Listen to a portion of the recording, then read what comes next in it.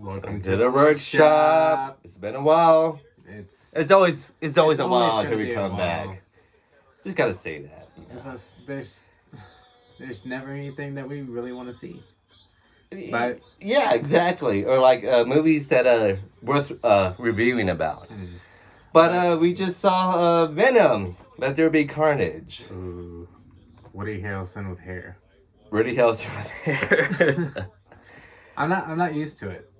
Yeah. I wasn't used to it like at all. Yeah. Even through the trailer. To be honest with you, he's never really had hair. Yeah. Woody Harrelson. So. But other than that, I'll say, what you think of the film?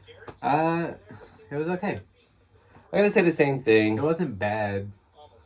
I will say this: it's definitely not as good as the first one, which is kind of sad to say. That's my opinion on it. I feel like I should have rewatched the first one leading up to this, because I only have like my vague memories from what I've seen other people talk about it, and like from when I last saw it, which was like maybe 2 weeks after it came out in the theaters and we saw it. Yeah.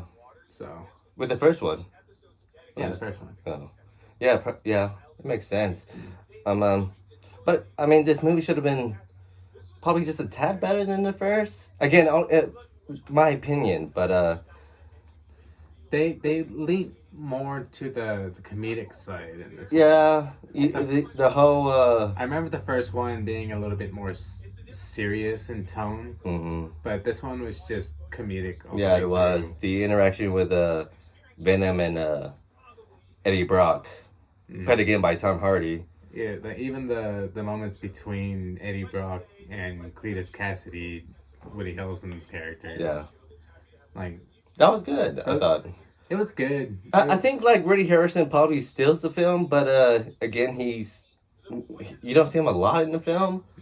But when you see him, is like that was my favorite scenes there with Woody Harrelson.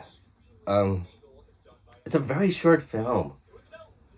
It's an hour and a half. I didn't know how. It's not very long. I didn't know how short it was until you told me about it. Yeah. And then I saw it, and it felt. The movie just goes right by. Yeah, it was quick. Like, well, at least there's that, you know. It's just boom, boom, boom. Yeah. Yeah. It is. I guess at this point, spoilers, because it's gonna be spoilers, I guess, because we are gonna mention the post-credit scene. And I did want to talk about like the story of it, I guess. Like, go ahead. Because the whole thing of this isn't Cletus breaking out and becoming Carnage is kind of like this. Like the backstory. Well, let's talk about that real fast because, you know, a lot of it from what I had seen was based off of Maximum Carnage. If you read Maximum Carnage or like even played the video game, it's violent, it's brutal, it's graphic, and you can't do that in a PG-13 film. Yeah, you can't do that. Have action and you can. Oh, there's a lot of murder. There's a lot of killing in this movie. Kill, but like you can't. Yeah. You can't have that serious tone. And, yeah. And like do something like you would probably see like in Deadpool or something like that. They have in this story. Yeah. Like I was saying earlier, like if we were gonna do anything with Venom, it should have been like a psychological thriller. Yeah. Because seriously. The whole thing with Eddie Brock and Venom is that the symbiote is constantly attacking his mind and trying to take full control. But the premise of this story is that it's like they're in a relationship. Yeah. It's so weird. They're the bestest of friends, and they're just trying to. It seems like they're more than best friends. They're trying. Well, I mean, he lives inside him. Yeah. That's funny. But yeah, it's like, and they're trying to figure out how to coexist instead of the symbiote trying to take over. Yeah. And that's the thing about Carnage and Cletus is that they're co-independent of each other. Right, exactly. They can't live without each other. Right, yeah. So that's the difference between Eddie and Cletus is that they do a strange thing where like Venom actually leaves Eddie, and like Venom actually like starts interacting with like different people. To me, like I like it, but I also hate it too. Like, And they do like make that apparent. Apparent. the at whole thing was just beginning. comedic stuff. That's all it was. They make it apparent at the beginning that Venom can't live without Eddie, so it's funny just watching him jump from person to person. Yeah. Mm-hmm. Eventually, he does go back to him. Mm-hmm. Because you can't have the big end fight scene with him and whoever. Well, at the end, the fight scene between Venom and Carnage at the end, mediocre, I guess, at best. It was kind of like the first film, that fight scene. I was questioning, like, where is he getting all this symbiote? Well, it came from him. I guess. Yeah. Like, you don't see Venom doing that. No, He's not leaving himself all over the place. I can give some leeway on that. Yeah. It's a comic book film, so Mhm. stuff like that. Other than that, I want to talk about the ending. It's a post-credit scene. It's kind of the main reason why I went to go see this movie. I wanted to see this post-credit scene. Have you heard about the rumors? They're true. Yeah. Yeah. Like they're finally tying this version of Venom into the MCU universe. He's there in the Yeah. MCU. That's how the movie ends. Apparently, it involves some guys apart. Well, I'm assuming like what happened like involved Doctor Strange. Mm-hmm. The whole. Oh yeah, because Yeah.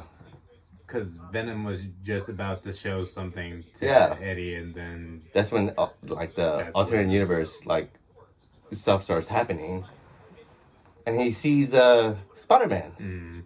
Yeah. and that reaction to that Venom had to it. See what he had said. I believe was it in this. I think it was in this movie. He said that the symbiotes are like they're like mind linked, like through different alternate universes. Mm-hmm. So when he saw Spider-Man on the TV, it's probably from Spider-Man 3 Venom who recognized him. Mm-hmm. I was like, ooh. He's like that. That's my theory of it. I think that's what happened there. Well, I think Like he recognized him from Yeah. Spider-Man 3 because I the think you're symbiotes right are all on that. connected from different alternate universes. I was like, So- I was like, wow, that was cool. Yeah. That was by far my favorite moment in the film. Mm. Yeah, that's kind of sad to say. That the post-credit scene was my favorite scene. This entire film. So, There's would that. Would you recommend this? I don't really recommend it.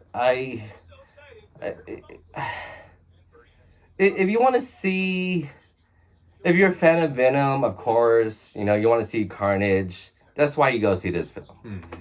But overall, I don't think it's really worth your money. I mean, just wait. I was about to say, Like- wait for it to pop up on whatever streaming Yeah, service. it's yeah, going whatever to. streaming. I mean, eventually it's going to be on live streaming soon. So, is it really worth going to the theater to go see it? But I it gotta is- say no. Like no. It is worth watching, but not worth spending your money on. Eh, So, I mean, kind of the same thing, but I guess still, just check it out whenever you.